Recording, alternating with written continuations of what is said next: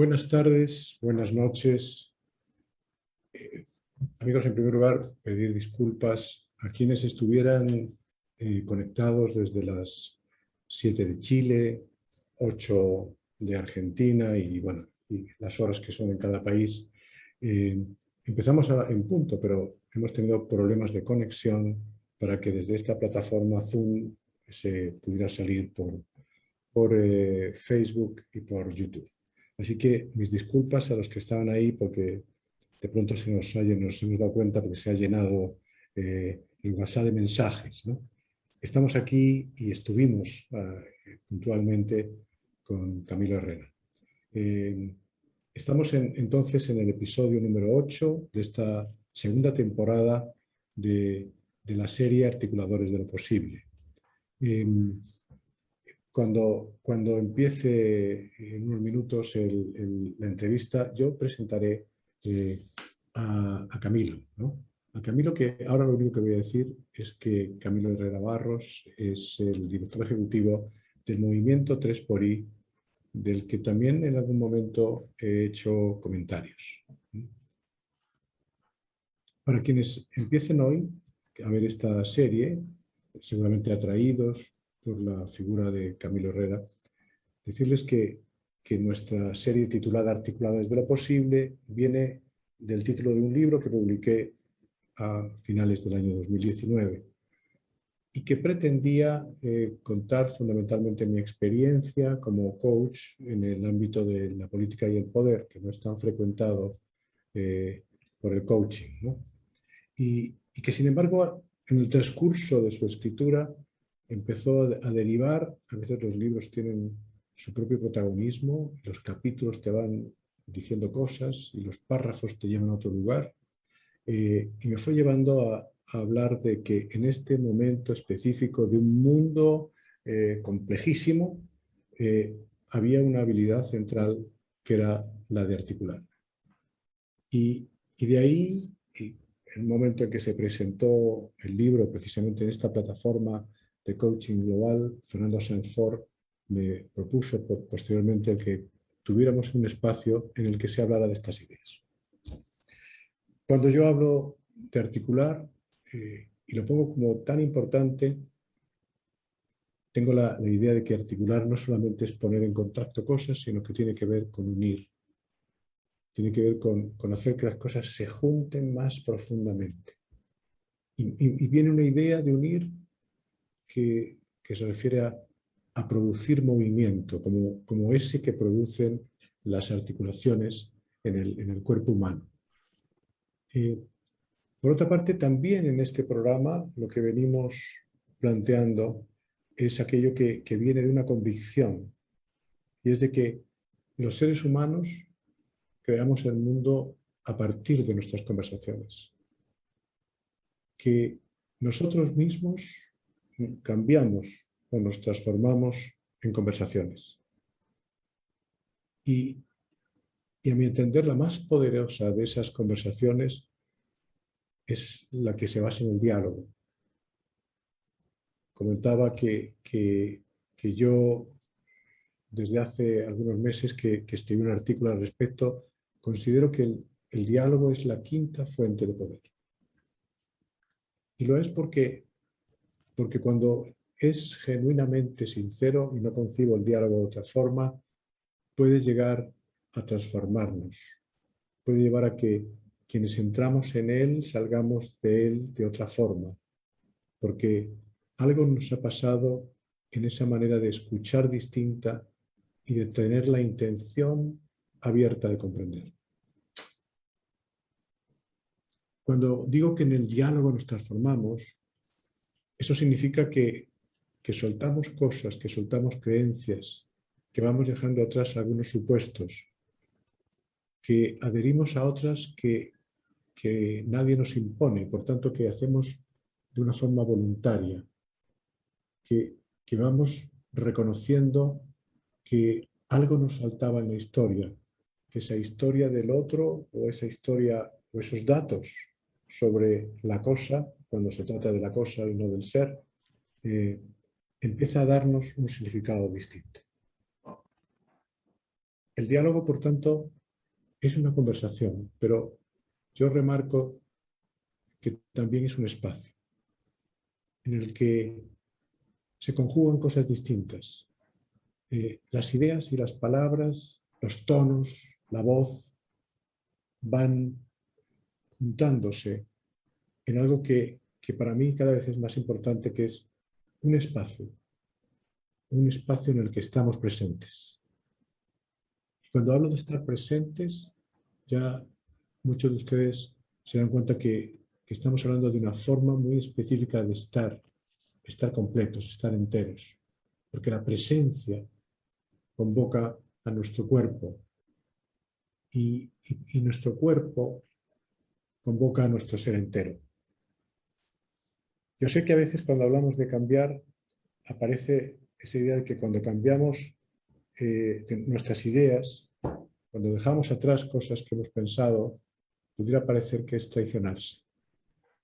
Yo sostengo que no es traicionarse, que es evolucionar, que es reinventarse, que es avanzar en muchas ocasiones.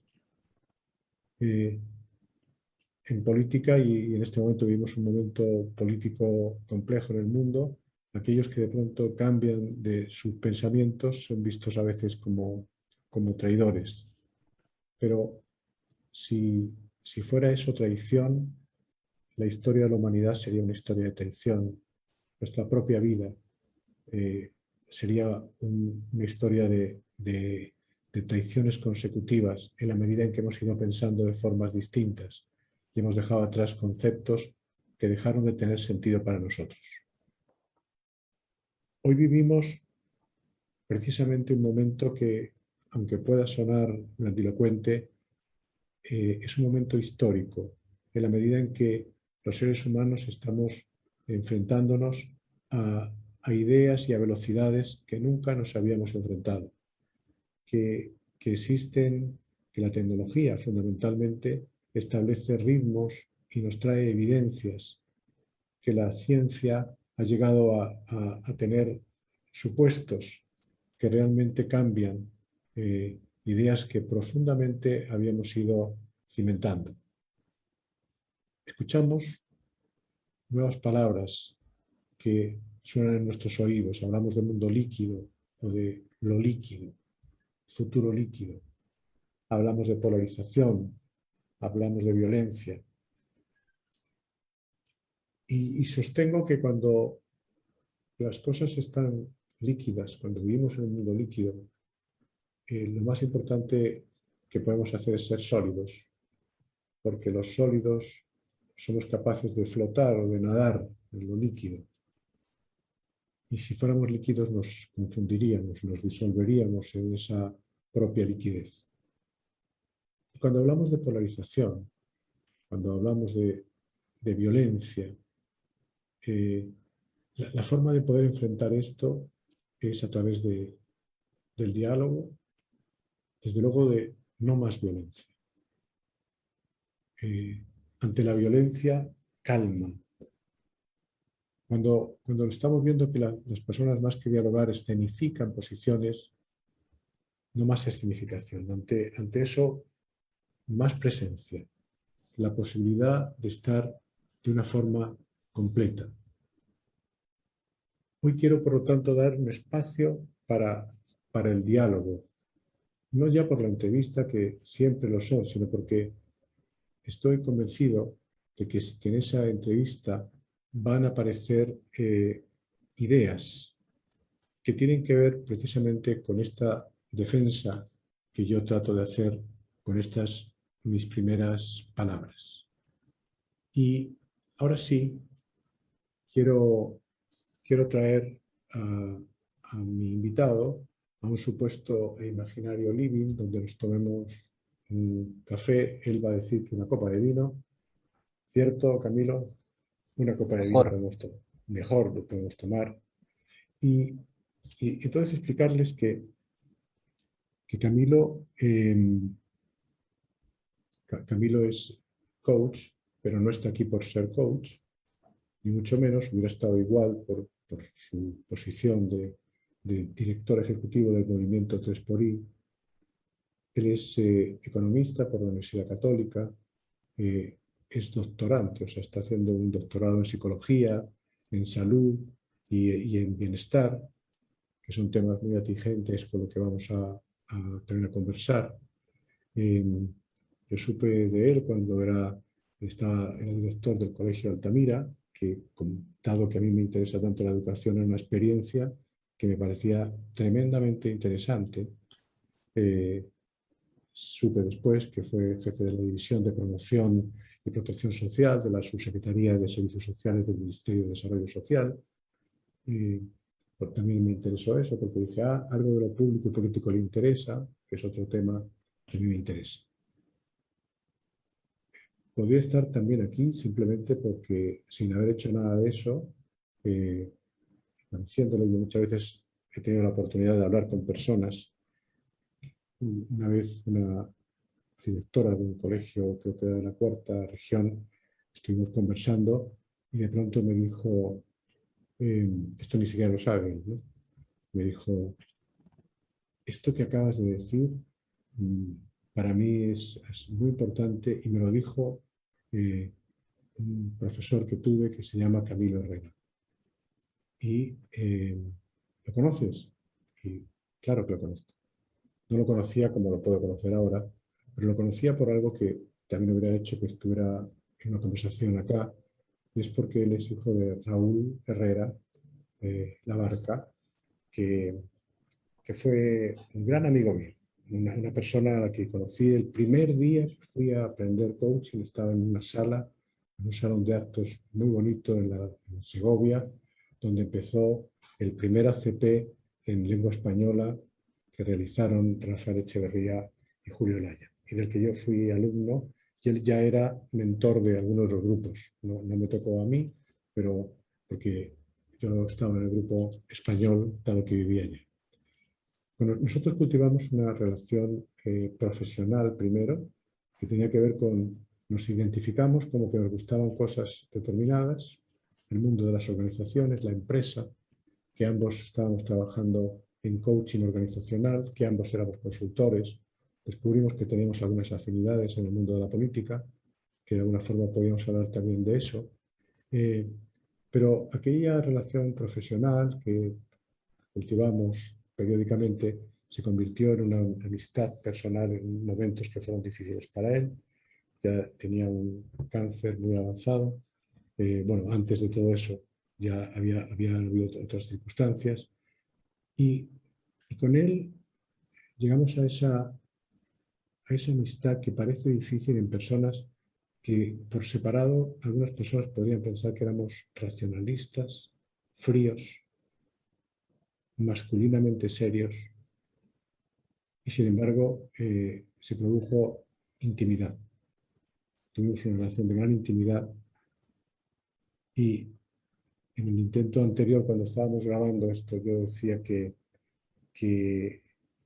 a la vuelta de un viaje mío a Costa Rica, donde estuve con unos amigos comunes, ellos me dijeron, ¿y ustedes por qué no escriben esta conversación en la que están? Porque es posible que nunca más la puedan tener. Y a la vuelta yo le pedí le comenté a Raúl si a él le parecía que eso tenía sentido. Déjame pensar, dijo él, déjame pensar. Y un día después me llamó y me dijo, sí, he pensado que confío en que tú vas a hacer una entrevista que realmente recoja nuestro pensamiento. Fue una muy larga entrevista que publiqué en un blog, un par de blogs, que es la entrada con más lecturas de toda mi carrera de subidor de notas y de entrevistas, ¿no? Y me dejó algunos legados. Me dejó la amistad con sus hijos. Antes me había encargado de acompañar a su hijo mayor, que es Eduardo, de quien fui coach muchos años, y que además casi generamos una relación paternal, por lo menos yo, ¿no? con él y a muchas otras personas de su familia que después aparecieron y con las que he trabajado. Incluso un día me llamaron de una organización para decirme que bueno, que querían hablar conmigo porque tenían un coach que trabajaba con ellos durante muchos años y que tenía un taller mensual y que cuando ya tuvo que dejar de trabajar, pues dijo, no se preocupen que cuando yo falte, se encarga Juan Vera. A mí nunca me lo dijo. Así que fue como una especie de regalo de su testamento, ¿no? Todo eso, lo digo, no tiene que ver con la entrevista de hoy, pero no puedo dejar de hacer un homenaje a este gran coach y esta maravillosa persona. Muy Así es que, buenas tardes, noches, Camilo. buenas tardes, Juan, y gracias por traer a mi padre. Contarte rápidamente que una de las grandes cosas que me dio mi padre fue una red de cariño. Había mucha gente que lo quería a él y que hoy día me conocen y me quieren a mí por transitividad. Entonces, estoy profundamente agradecido de eso y es parte de esta conversación. Es un cariño transitivo. Así es. Como nos gusta el lenguaje, nos gustan los verbos, pues esto sería algo que tiene que ver con un verbo transitivo en forma de cariño y amor, ¿no? Mm. Eh, hay, en esta primera parte que llamamos convocar a la persona, yo lo que estilo y pido es que a la persona es que se desnude, ¿no? Y por tanto ¿quién es Camilo sin etiquetas o títulos? ¿Quién es el ser humano? Un ser humano, consciente de que es ser humano, consciente de su finitud, un apasionado, yo aventurero, apasionado, con ganas de vivir la vida, con ganas de poner lo mejor de mí, amante de los paisajes, amante de la gente, amante de las tradiciones, amante de este país. Ese soy yo, un gozador, un buscador, un aventurero. ¿Y, y qué te conmueve a ti? Muchas cosas. Me conmueven las mujeres en su maternidad, me conmueven profundamente la maternidad, ese amor incondicional.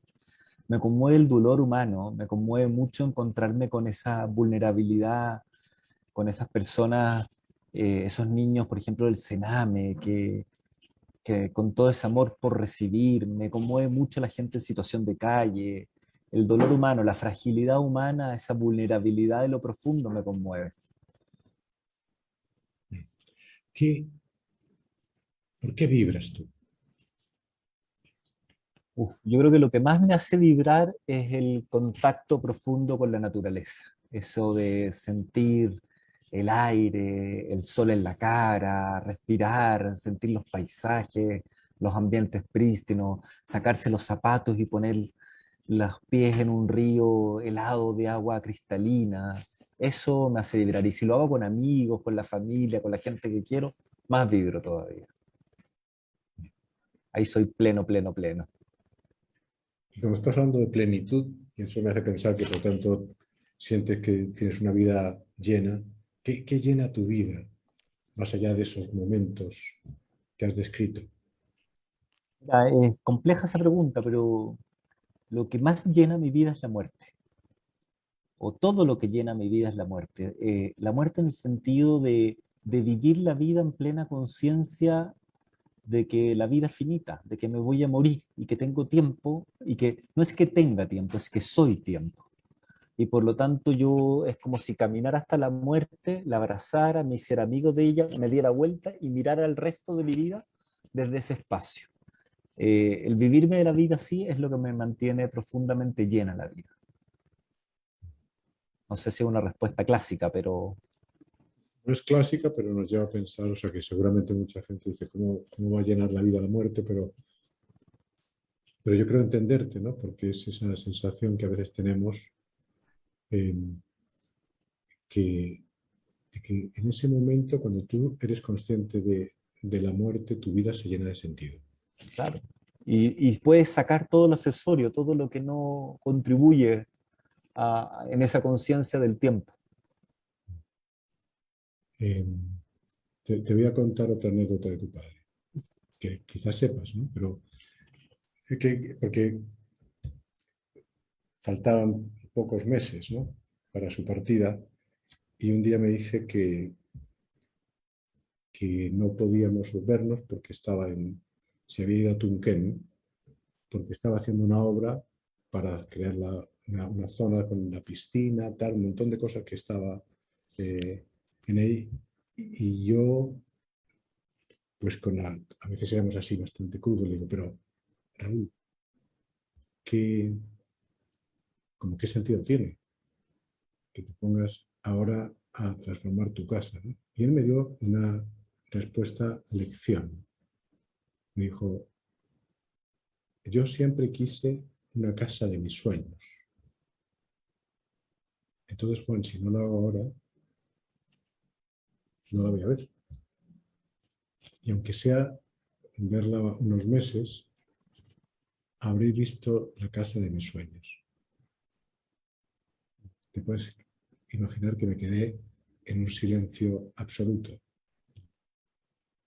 Y dije, efectivamente, por eso no me extraña que tú me digas lo que me acabas de decir. ¿Puedes contarnos un momento central de tu vida que te haya traído a quien eres hoy, a lo que haces hoy?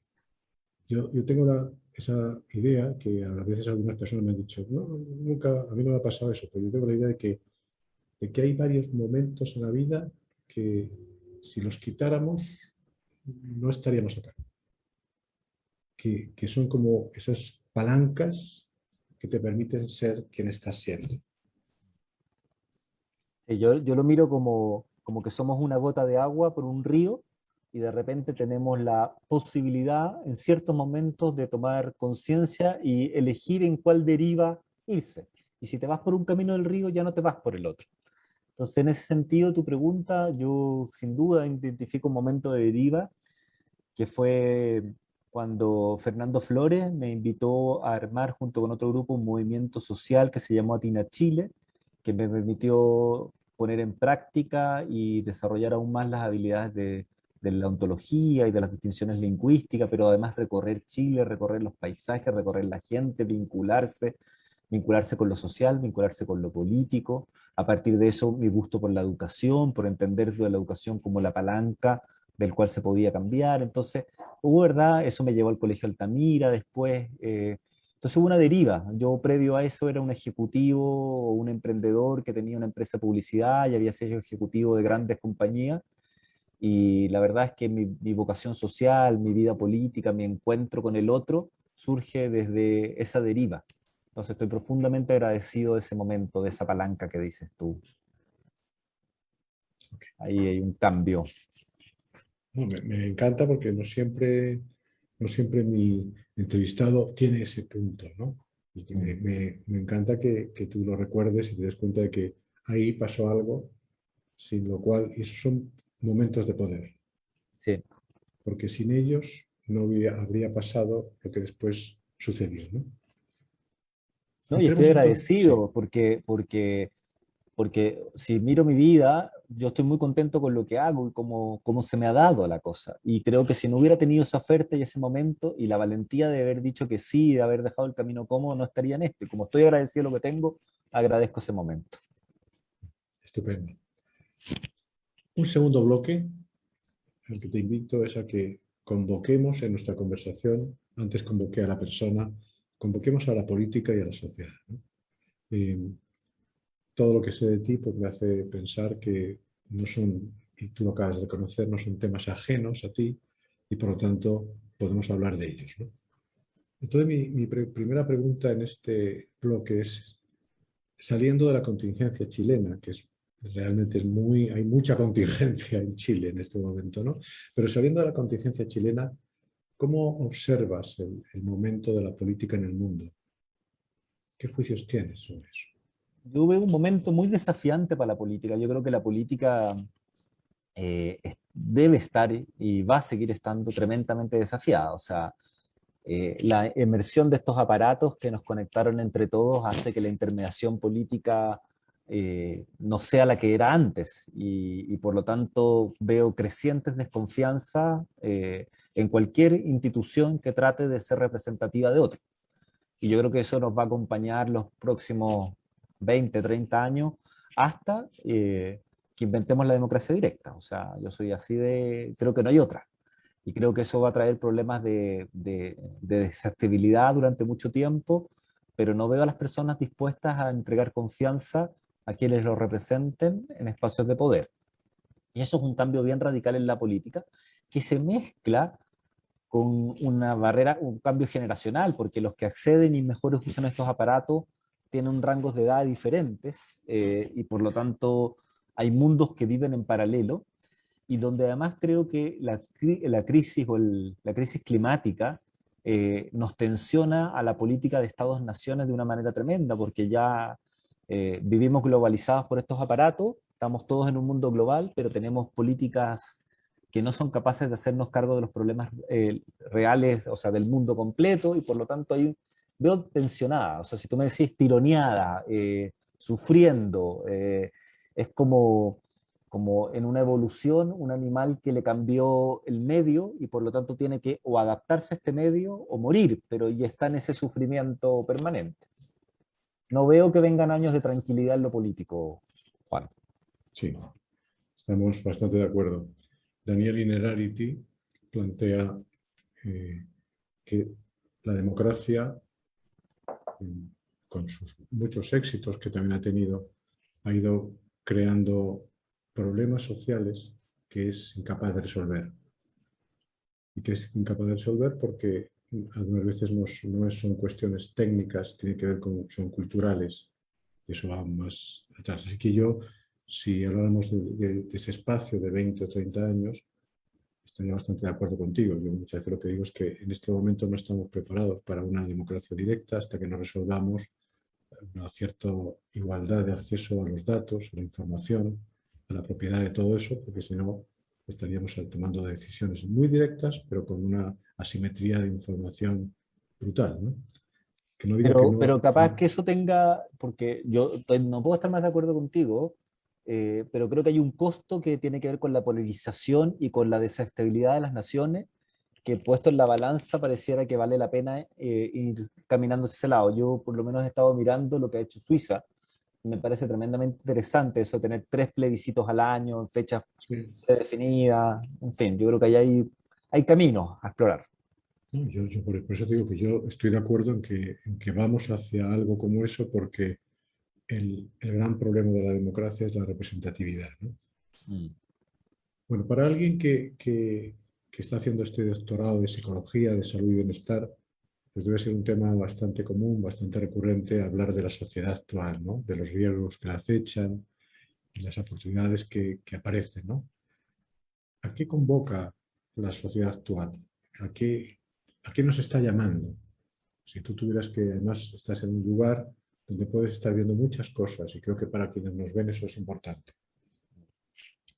Eh, yo creo que vivimos en una sociedad donde nos sentimos convocados, nos guste o no, por una sociedad hedonista, donde la tecla de darnos los placeres rápidos, el bienestar subjetivo rápido así, está muy a la mano. Entonces, una sociedad de consumo, el consumo entendido como una droga, como algo que me satisface rápidamente una cierta necesidad. Entonces yo diría que ese es un primer nivel, que está ahí, que está permanente y que tiene tensiones todo el tiempo.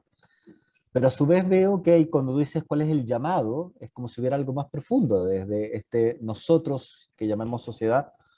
Y yo creo que ahí aparece una búsqueda por un bienestar más psicológico, más de sentido, de propósito. Desde la autoaceptación, desde relaciones positivas con los otros, desde la autonomía, la capacidad para mantener las propias convicciones, en fin, yo creo que desde ponerse metas a nivel de propósitos de vida, yo creo que con la caída de las grandes religiones y con la caída de los grandes proyectos políticos, se produce un vacío de existencia que tiene que ser llenado. Y yo creo que esta sensación de ese vacío que nos contesta con la angustia es muy fácil llenarla con el hedonismo. Entonces vemos una sociedad de consumo ante la ausencia de un sentido, y no como una crítica, sino como alguien que observo que hay un equilibrio no estado ahí. Pero a su vez creo que hay una épica que aparece, sobre todo con el tema medioambiental, que le empieza a dar sentido a la gente, que tiene que ver con un bienestar, si lo queréis poner más ahí, social.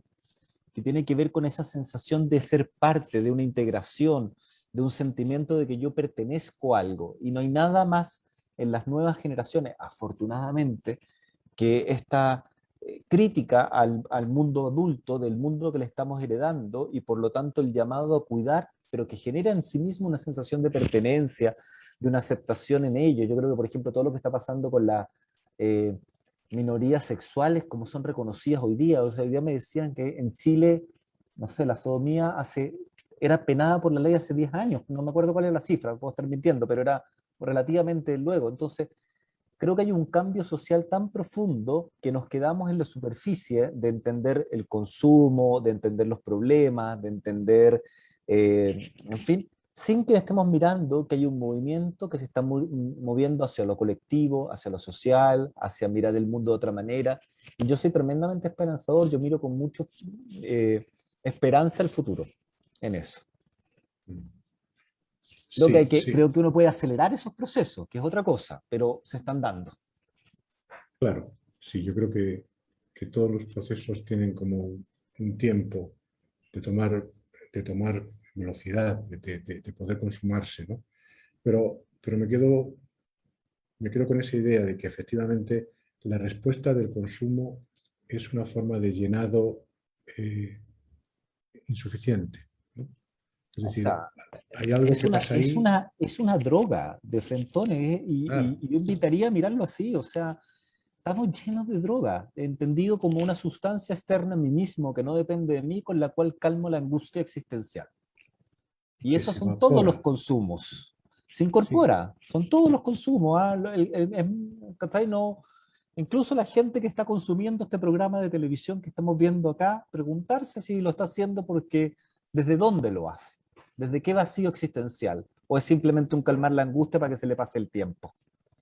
o una búsqueda de propósito, ojalá, O por eso, ¿no? y ahí viene la segunda, Ojalá, que es la claro. maravilla, que es cuando tú te conectas con esa, pero hay que pasar por la angustia. Yo creo que la angustia está demasiado desprestigiada, y yo creo que es una emoción demasiado necesaria para la transformación humana, porque esa es la angustia, es la que te conecta con ese propósito, con esa búsqueda de sentido, con el darle coherencia a tus relaciones, en lo que tú quieres hacer pasar, y con la autenticidad y con lo propio, con lo tuyo, no con la vida que vale la pena vivir, que te han dicho otros cómo es, lo que Heidegger llamaría el Dasein versus a la vida propia.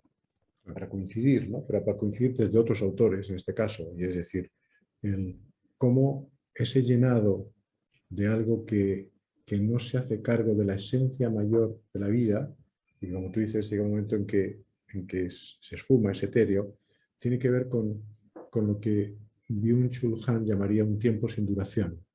O sea, es un tiempo que no dura, que inmediatamente me lleva al punto siguiente y a una gran inquietud. No sé si no lo has leído, yo empecé a leerlo ayer, precisamente el último libro de Byung-Chul Han, de la sociedad paliativa. No lo he leído, me lo La, noto. so- la sociedad paliativa viene a plantear la hipótesis que tú estás planteando, y es el hecho de considerar que esta sociedad que erradica el dolor, que quita el dolor, que hace notar que todo lo que cuesta y que todo es rápido, nos está privando de algo que es el encuentro con el propósito. Y por tanto, eso paliativo que es que te impide llegar a tener, pues eso, el esfuerzo que cuestan las cosas, el valor que tienen las cosas. Y yo le Y es sumaría, un consumo de algo que no termina por llenarnos. fíjate que quiero hacer el punto porque me interesa esta conversación, que una cosa es el bienestar hedónico, que esto llamémoslo la droga si queremos ponerlo, que o sea, bienvenida también, bienvenida que existan maneras de bancarse la vida, por ponértelo. ¿Ah? Obviamente la búsqueda de sentido, pero también hay una tercera parte que yo creo que es muy relevante para el bienestar humano, que es la búsqueda de un bienestar social, de cómo yo pertenezco, todos nosotros tenemos un nosotros, todos nosotros tenemos un espacio de cuidado. Tú cuando presentabas esta declaración hablabas de mi hermano y lo presentabas como que estaba dentro de tu espacio de tu cuidado. ¿No? Yo así lo escucho, como que está dentro de tu nosotros. Yo la pregunta que siempre me he hecho es, ¿cómo podemos agrandar el nosotros. ¿Cómo podemos hacer que lo que yo cuido, los espacios de cuidado, sean cada vez mayores? Y eso, cuando las personas lo hacen, encuentran un bienestar, una felicidad tremendamente rica. Entonces, para los que están preocupados de la felicidad, bienestar social, agrandemos el nosotros, pongámosle sentido y tengamos cuidado con los placeres hedónicos. Vamos a llegar ahora, cuando metamos con 3 por I, vamos a llegar un poco a esto, ¿no? Pero solo también comentar que en esta misma temporada tuve ocasión de entrevistar eh, al autor, de un libro, Rafael Calvet, que es otro coach español que reside en México, que hace una distinción muy interesante entre el buen vivir y el bien vivir. Mm. Y por tanto te lleva a algo que hace una distinción similar. Ahora, sigo un poco en esta línea y es, Harari, por ejemplo, plantea el riesgo de la irrelevancia del ser humano. En esta sociedad automatizada en la que llegamos a ser irrelevantes. Entonces, mi pregunta, y ahí te pregunto en base a que en tus estudios, en este caso del doctorado, ¿qué puedes aportarnos? ¿Crees que el ser humano se enfrenta a una inteligencia superior a la suya? Y si es así, ¿cómo afectará eso al bienestar humano?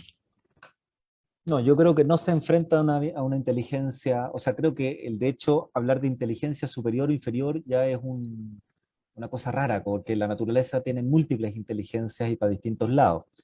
Entonces entiendo la pregunta, entiendo el riesgo que pone Harari sobre la irrelevancia productiva del ser humano.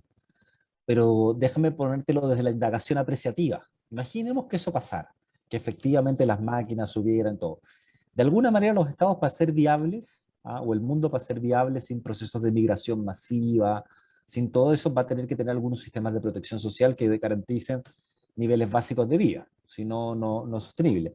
Y por lo tanto yo digo, pero tremendo regalo que puede ser eso, porque la gente por primera vez podemos recuperar nuestro tiempo como algo propio.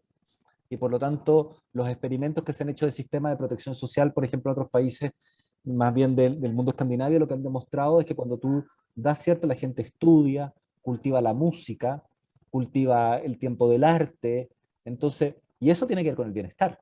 Entonces, ya ha pasado en otras etapas del mundo donde había una sociedad tremendamente productiva, llamémosla la sociedad europea, y teníamos bajo esa misma mirada y bajo ese paradigma la sociedad de los pueblos latinoamericanos que tenían otros modelos. Yo, si comparo y uno conoce desde una mirada de bienestar, si esa fuera la inteligencia, la pusiéramos en el bienestar, uno podría pensar que no necesariamente las sociedades europeas tenían mejores niveles de bienestar que las sociedades latinoamericanas. Entonces, le pondría, o sea, creo que el riesgo está, creo que los estados tienen que ser conscientes de ese riesgo, pero lo vería como una oportunidad de recuperar el tiempo, de entender además que recuperar el tiempo es que el tiempo no es una cosa, no es que yo tengo un vaso, un celular y tengo tiempo. De hecho, hablamos así desde el lenguaje, en vez de hablar de que somos el tiempo. Entonces, recuperar el tiempo es recuperar lo que somos, es la posibilidad de nuestra existencia.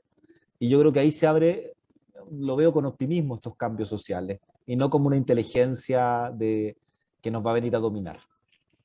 Lo que pasa es que ahí llegamos a la política otra vez, ¿no? Llegamos a la política Obviamente. en el sentido de que cuando yo te hago esta pregunta para provocar una reacción al respecto, es porque digo, por supuesto que en la medida en que el sentido del hombre en la Tierra no se justifique por su trabajo y por tanto quitemos esa especie de idea de que nuestra identidad está vinculada a nuestro trabajo, pues cambian las cosas. Cuando tengamos, mientras que no haya esa conciencia política, y a mí es una de las cosas que más me sorprende del mundo actual, eso supone que el ser humano, para poder vivir, no tiene que depender de un trabajo en el que reciba un salario determinado, sino que posiblemente con la riqueza que hay en la tierra podamos vivir de otra forma, ¿no? Y también se supone que cómo cambiamos el concepto de trabajo por el concepto de aporte. Claro. Cómo aportamos a una sociedad de la que somos miembros y nos lleva igualmente a pensar más en términos de una comunidad, ¿no? Entonces digo, Y, y todo lo, eso... y lo que pasa con el ocio, o sea, lo que pasa en la capacidad de cultivarse, o sea, el privilegio que tenemos algunos de poder elegir nuestro trabajo no es algo que tengan los demás. Y cuando la gente recupera, mira, un dato, en esta pandemia teníamos una conversación con la Sociedad de Derecho del Autor, se han inscrito 2.5 veces más canciones que en un tiempo normal. O sea, pareciera que la gente está dedicada a crear. Sí. Entonces, ¿cómo mides eso bajo la mirada de Hariri? De Mira, Harari? yo puedo decir incluso, sin que no soy un joven autor, eh, obviamente que hacía años que yo no había creado tantas cosas como en este tiempo de, que pensaba yo que iba a ser para descanso y lectura, ¿no? La última pregunta que quiero hacerte para terminar este bloque y entrar ya en nuestra última parte es, ¿cuáles son, a tu juicio, las causas para esta polarización que podemos ver en países de todas las latitudes, que no es simplemente lo que alguna vez se pensaba que eran situaciones regionales No. del Oriente Medio, de Europa o en un momento determinado, de Latinoamérica en otro? ¿Qué interpretación Yo tienes? creo que hay dos causas, una más profunda y otra más táctica, si queréis. La profunda es la razón. Yo creo que la razón entendida como la verdad, entendido como aquello que si yo lo tengo, la razón desde que la inventaron la gente quiere tener. Y si yo tengo la razón, Juan no la tiene. Y por lo tanto, si Juan me dice algo distinto a mi razón, lo que yo tengo que hacer es ir donde Juan porque Juan está equivocado, pues, entonces tengo que explicarle que está equivocado, o me está mintiendo, o es un idiota, o... pero no se me abre y tengo por lo tanto que convencerlo. Entonces, mientras exista la razón, yo creo que una de las primeras cosas que deberíamos decretar es que yo por lo menos no quiero tener nunca más la razón, renuncio a tener la razón. Porque eso es lo que me abre a entender, a ver, desde dónde el otro mira el mundo, desde dónde, cuál es la historia por lo cual se le parece distinto. Si el otro está siendo sincero como lo está diciendo, qué interesante que a mí me parezca tan distinto. Este hombre tiene que tener, o esta mujer tiene que tener una historia tan distinta a la mía. Entonces yo creo que la razón nos ha hecho mucho daño en eso porque nos ha quitado esa posibilidad de danzar con el otro en la seducción de las ideas, de la posibilidad, y se nos puso un mundo muy cartesiano en ese sentido. Y creo que eso, sumado a algo táctico que son los algoritmos de las redes sociales, es dinamita. Es dinamita. Porque es dinamita, porque las redes sociales lo que van a hacer es que nos van encerrando cada uno Nuestra en razón. en nuestra razón, en la única razón que es la Claro. nuestra, y son cada vez más, pucha, y además cuesta tanto discrepar, o sea, yo no sé, pues le mandé en un grupo WhatsApp algo que estaban fomentando la vacunación y la respuesta de un amigo me dice, claro, esto es lo que hacen para seducirnos a todos a que nos vacunen. Entonces yo ya entiendo que ahí hay una verdad tan distinta a la mía. ¿Ah? Y aquí una invitación para todos es como entender que todos somos parte de esto. O sea, no es que los otros están en sus burbujas y yo no, yo miro desde la objetividad. No, señores, estamos todos metidos en burbujas informativas, querámoslo o no, los algoritmos están así. Y yo creo que a propósito, volvemos a la política, que al igual que en el pasado hubieron regulaciones que nos dimos cuenta, por ejemplo, el trabajo infantil o la usura, que fueron regulaciones que dijimos, oye, oye, aquí hay un modelo de negocio que funciona estupendo, pero que parece que tiene otros problemas y lo prohibimos, nos tomamos de acuerdo. Yo creo que el tema de los algoritmos de las redes sociales es algo que crecientemente va a polarizar el mundo de una manera Sí. nefasta, nefasta.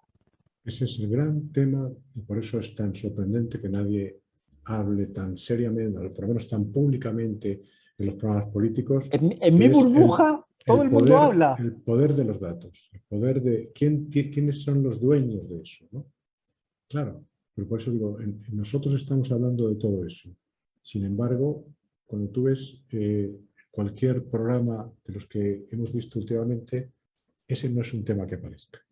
No. Pero bueno, antes de irnos al bloque que quiero hablar del 3 por I, quería pedirle a Fernando que nos ponga un vídeo cortito que me llegó esta mañana y que creo que nos va a servir de introducción para lo que vamos a hacer después. Entonces, Fernando, ¿nos puedes poner el video corto, estas palabras del Papa Francisco? Dice la Biblia que el que encuentra un amigo encuentra un tesoro.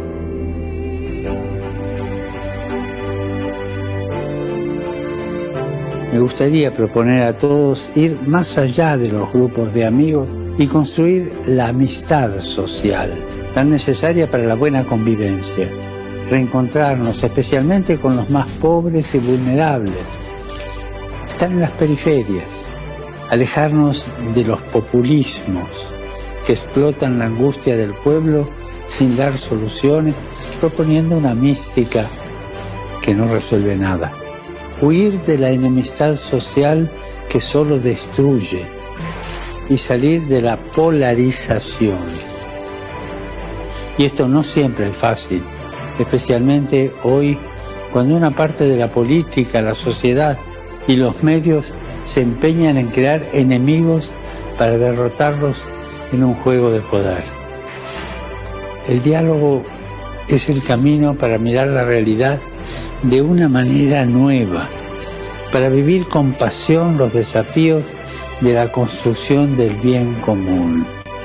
Recemos para que en situaciones sociales, económicas, políticas, conflictivas, seamos arquitectos de diálogo, arquitectos de amistad, valientes y apasionados, hombres y mujeres que siempre tiendan la mano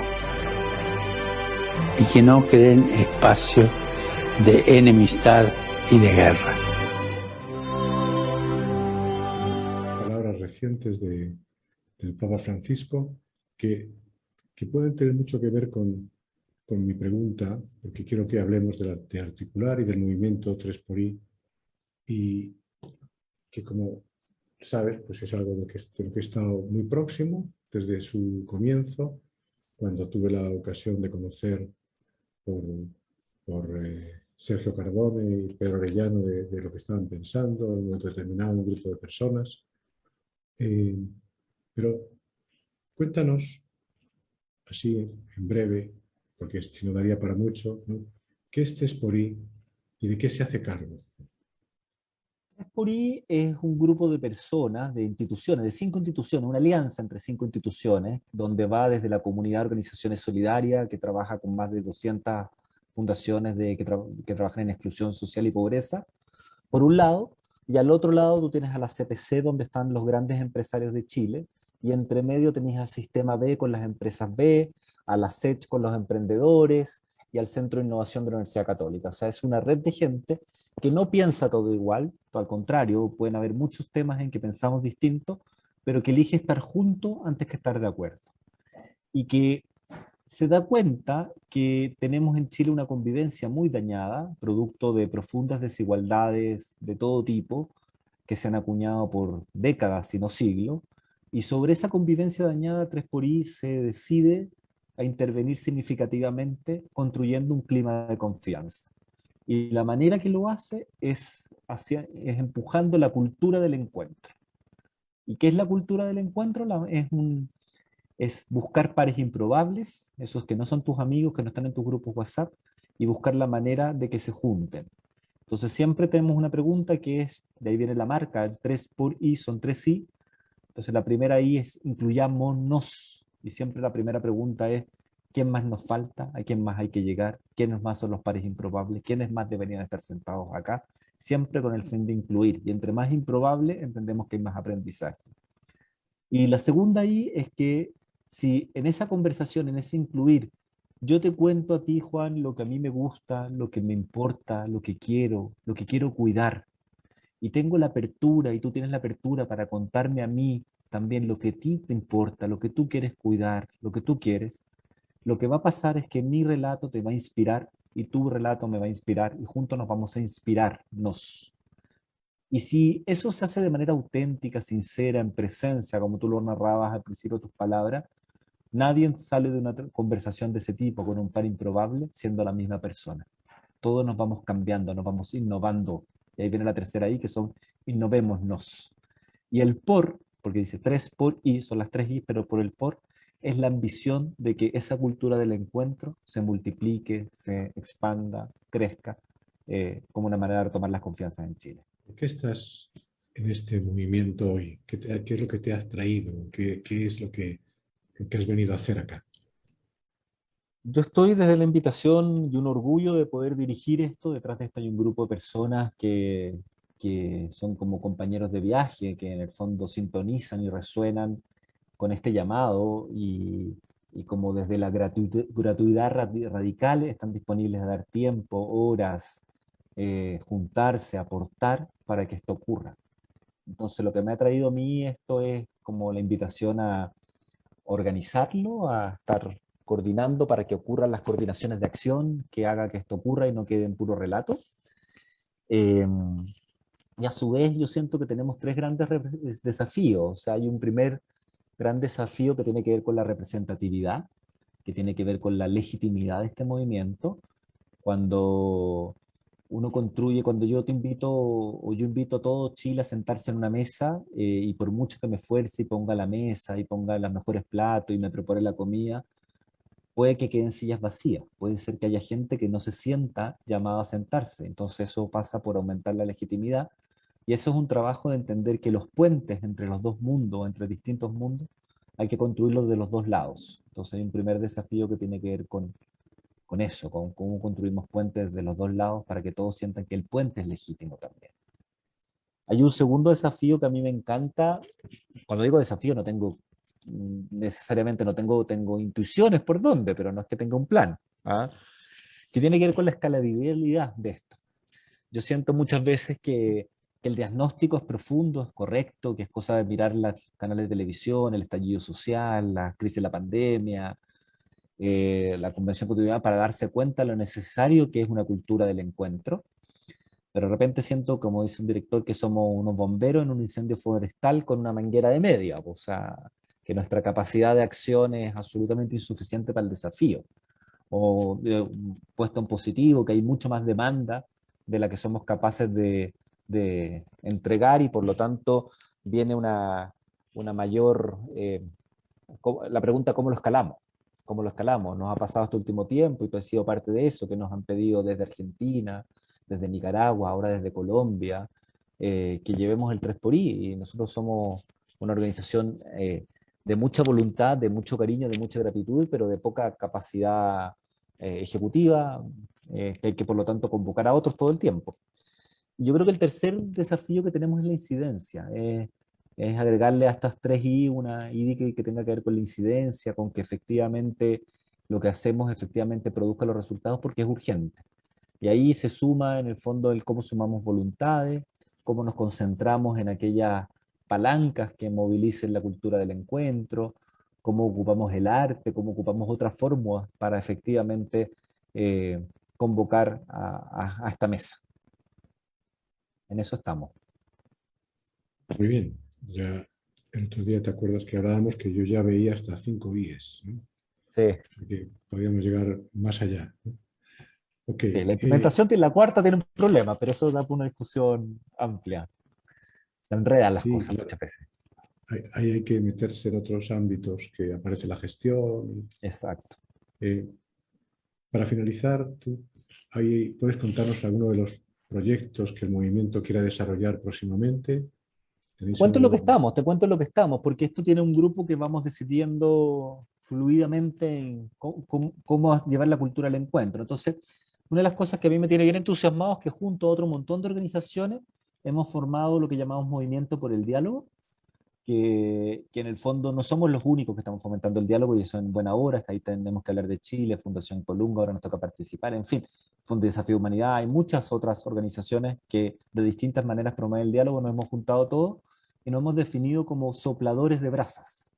Entonces, cada vez que vemos que hay alguien que está hablando de diálogo, que está promoviendo el diálogo, vamos todos ahí a levantar eso. Entonces, desde ese movimiento hemos lanzado la campaña por el diálogo, hashtag por el diálogo, hemos difundido, creado algunos videos, ahora estamos entrevistando a los constituyentes en un tono no como una entrevista periodística que busca la cuña, sino que busca conocer al otro, que busca el diálogo, como una manera de entendernos y de entender el conflicto. Parte de lo tú lo decías al principio de esta introducción.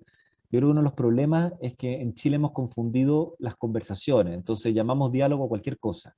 Entonces un debate, que por definición se trata de tener la razón, lo llamamos diálogo, y no es un diálogo. No es un debate, nadie está preocupado de escuchar a nadie.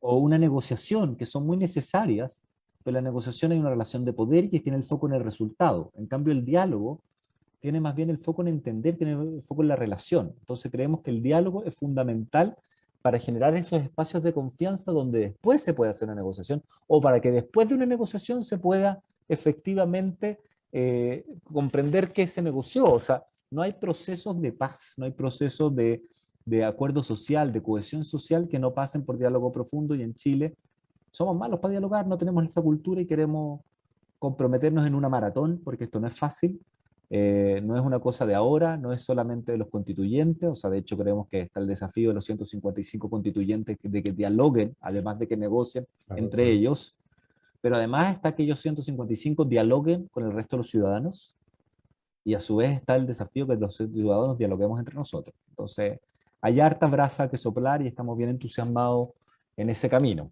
Una segunda cosa que me tiene bien entusiasmado, fíjate, Juan, porque es distinta, es que queremos, como está la Convención Constitucional donde hay un espacio para las demandas, nosotros decíamos, bueno, pero ¿cuál es el espacio para soñar? ¿Cuál es el espacio para los anhelos? Entonces decidimos organizar, conseguir los recursos y lanzar un concurso de canto con grandes jurados, con los mejores músicos chilenos, donde estamos llamando a los chilenos que se graben con su celular y que nos compartan sus sueños y sus anhelos. Hasta el momento nos han llegado 500 y tantas canciones, y la verdad es que meterse en esa intimidad a las personas grabándose en su casa y contándose sus sueños de amor con los hijos, sueños de viajar al Caribe, sueños para el país, sueños de justicia, sueño de la casa propia. La verdad es que ha sido tremendamente un nuevo espacio de encuentro, un espacio de encuentro desde otro lado, pero el convocar a los sueños creo que es parte importante de la cultura del encuentro. Y una tercera cosa que te quería contar, simplemente para mostrarte la diversidad de cosas que estamos haciendo y que tocan teclas distintas, pero que todas empujan hacia la cultura del encuentro, que nosotros sentimos que en Chile hay una emoción que cuesta que esté disponible, que es la del agradecimiento. Somos malos para estar para agradecerle al otro, y entender que cuando yo agradezco, le hace bien al que agradezco, pero también me hace bien a mí para que agradezco. Desde la salud mental, desde distintas miradas, es fundamental agradecer como emoción, como ponerla, como estar desde la gratitud. Y en ese sentido hemos querido aprovechar de agradecerle al personal de la salud para tocar eso. Entonces, vamos a hacer dos iniciativas en ese ton. Estamos convocando grandes artistas, y nuevamente la cultura del encuentro, grandes artistas locales de distintas partes de Chile a pintar 10 grandes murales para decirle gracias a la gente de salud, de manera que eso quede como un testimonio de la época histórica que nos tocó vivir, del momento difícil, y que además la gente de salud sienta que los vemos, que los reconocemos, y que les decimos gracias desde un movimiento ciudadano. Y no nos vamos a quedar solo con eso, sino que vamos a lanzar también una plataforma donde se va a llamar Quiero Agradecer, donde lo que vamos a invitar es que los chilenos, todos los que tengan algo que agradecer al personal de salud, lo pongan en ese sitio, y vamos a invitar al personal de salud a que vayan revisando de una manera dinámica esas historias.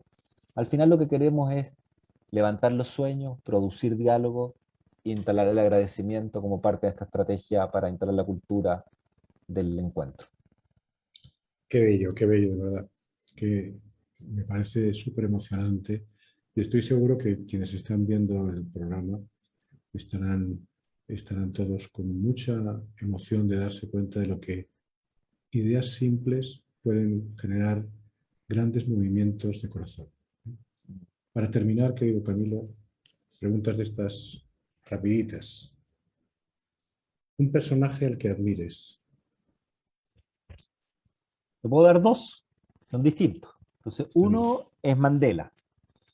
Yo encuentro que la fortaleza emocional de Mandela es algo que hay que estudiar, que hay que mirar, que hay que releer, que hay que conectarse. No sé, es no sé, fuertísimo, me conmueve profundamente. Y hay otro personaje que es totalmente distinto, que yo también lo admiro, que es Steve Jobs. Mira lo que te voy a decir. Porque para mí es una persona que era capaz de darse cuenta que el futuro no existe. Y que el futuro es un juicio en el pasado o en el presente sobre el futuro. Y ese juicio se puede cambiar. Entonces esa capacidad que tenía él de inventar futuro, de decir, ok, el futuro no existe y por lo tanto inventémoslo, me parece tremendamente desafiante tomar eso, juntarlo con Mandela, si queréis ponerlo así, y producir las buenas revoluciones que requiere este mundo. ¿Un libro que me recomiendes? Uy, estoy empezando a explorar un libro que me recomendó un coach también, con el cual he estado volviendo a leer Ser y Tiempo, pero que se llama, es de Giorgio Agamben, se llama Aventura, no sé si lo has leído. Oye, me parece, es una, recoge en el fondo las historias de, de los eventos relacionados a los orígenes y sentidos de la aventura, pero tanto literario, filosófico como histórico, los va ordenando muy bien, te va llevando por ese paso para las distintas aventuras, desde la aventura poética, desde la aventura del amor, desde la aventura épica, y la verdad es que leerlo me produce el tomarme en serio la vida como una aventura, que creo que es la vida que vale la pena vivir. Entonces, absolutamente recomendado. Lo he anotado ya. Lo he anotado para mi colección Es, de... para los coaches les va a hacer mucho sentido porque él es un discípulo, estudió con Heidegger, entonces tiene esa mirada de lenguaje también. Alguien con quien me recomiendes hablar porque tú consideres que tiene muchas cosas que decir. Yo creo que urgente que vayamos a hablar con gente del pueblo mapuche. No sé, te nombro dos, el Calfín Las Quenches, Juan Antonio Calfín, que es de Tirúa.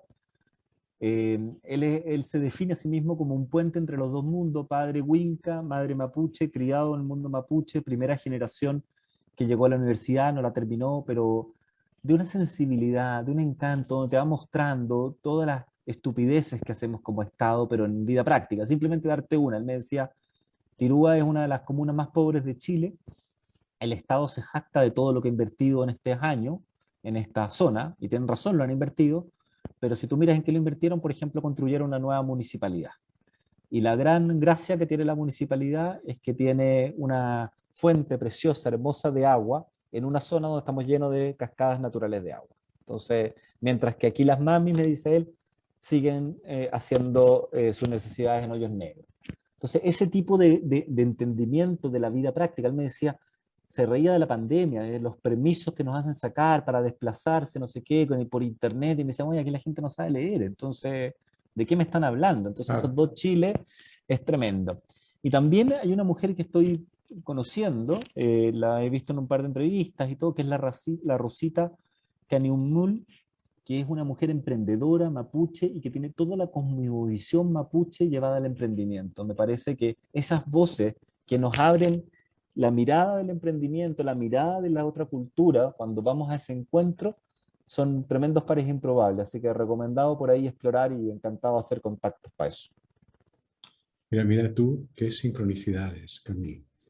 El miércoles, en la tarde, estuve atendiendo el martes, creo que fue ayer.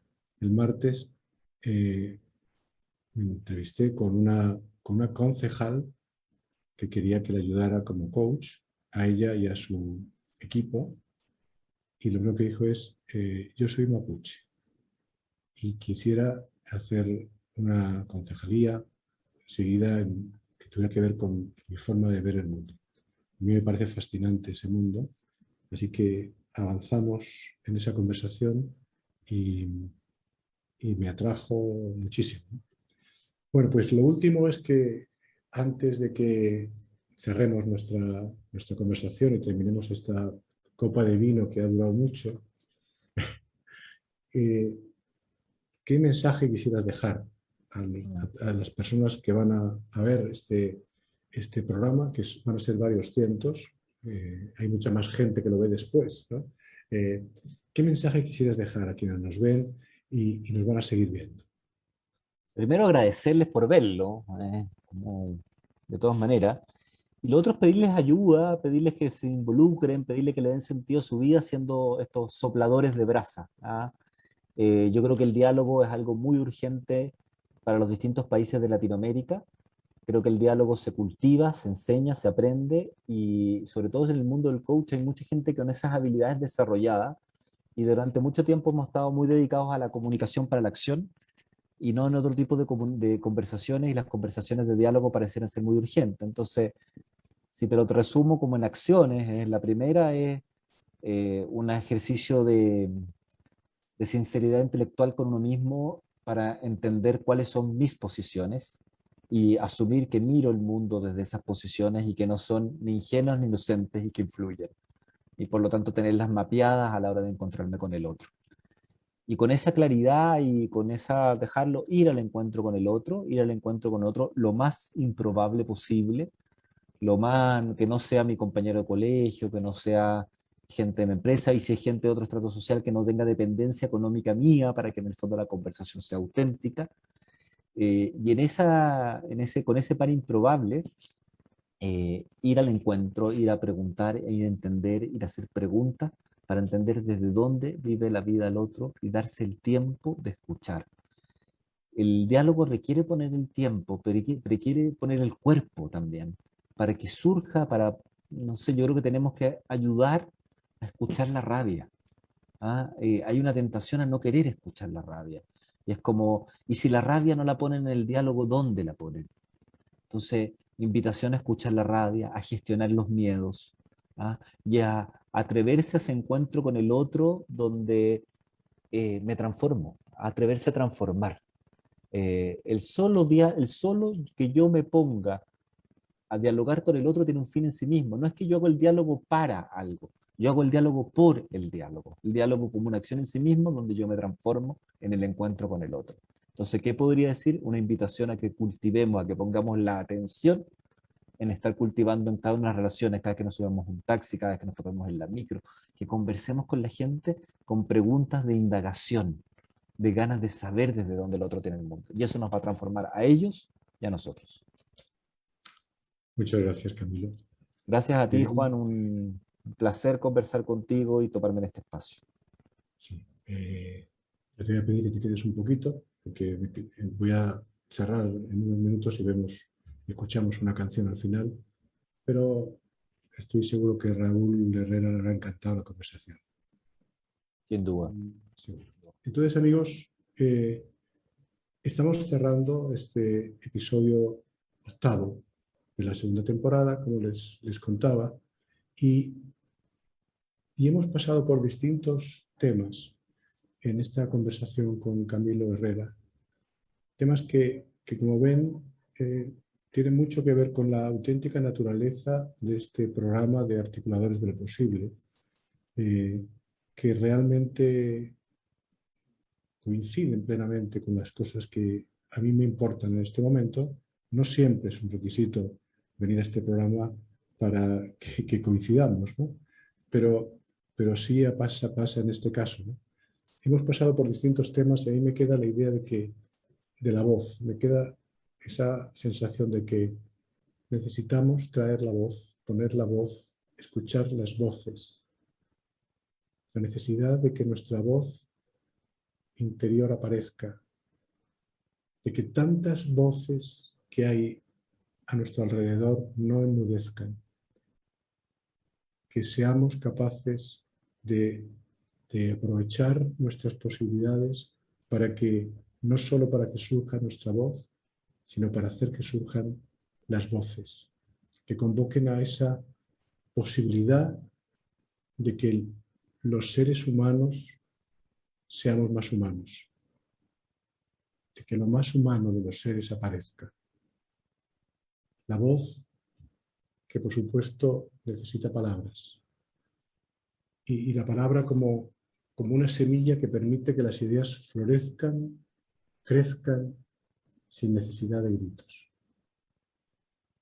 Ya en este programa, en la primera temporada, escuchamos en algún momento a Paco Ibáñez, que cantando un poema de un poeta español de la generación del 50, del Blas de Otero, no vamos a escucharlo de nuevo, pero lo digo porque él traía esta idea de la palabra, ¿no?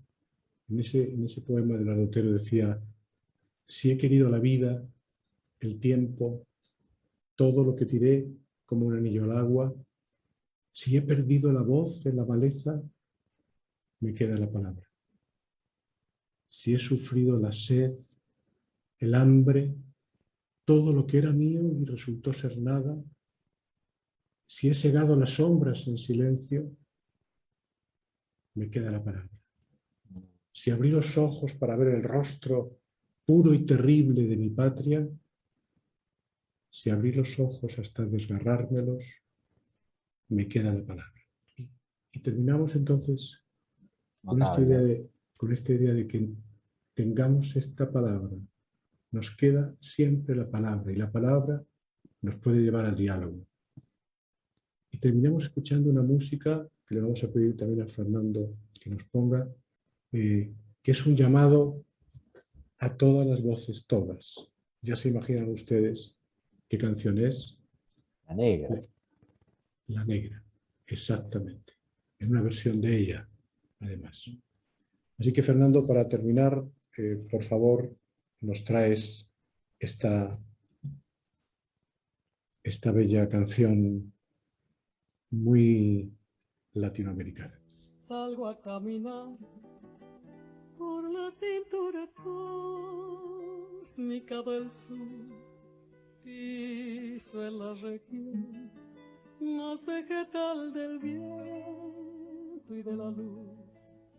Siento al caminar toda la piel de América en mi piel, y anda en mi sangre un río que libera en mi voz su caudal.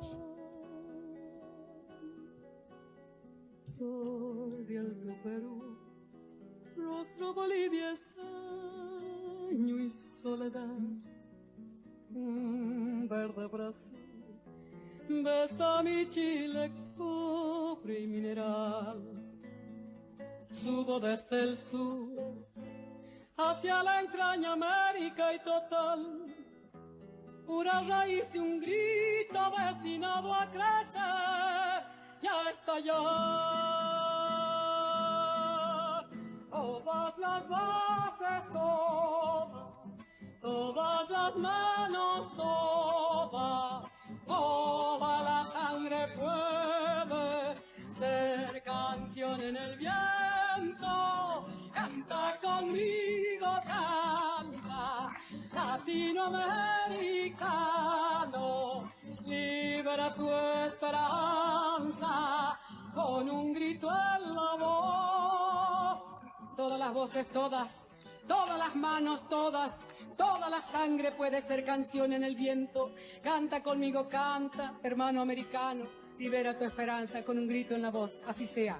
Hasta la vista, muchas gracias. Todos juntos. Todas las voces, todas las manos, toda la sangre puede ser canción en el viento. Canta conmigo, canta, hermano americano, libera tu esperanza con un grito en la voz.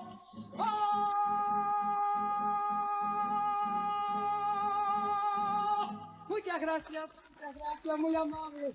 Bueno, muchas gracias de nuevo, Camilo. Muchas gracias a todos los que han seguido este programa. Disculpas de nuevo por las vicisitudes iniciales. Y solo decirles que dentro de 2 jueves estaremos en el episodio 9, donde el invitado será José Joaquín Brunner, un exministro del gobierno de Chile y un par de ocasiones, y además un auténtico experto en educación, con el que tuve el placer de trabajar en algún momento cuando estábamos en la Universidad Adolfo Ibáñez en el Magíster de Gerencia Pública. Así es que tendremos también seguramente un sabroso y muy docto diálogo. Gracias Gracias, Fernando, también por tu apoyo. Gracias, Fernando. Gracias, Juan. Buena vida para todos. Que estén muy bien. Bueno.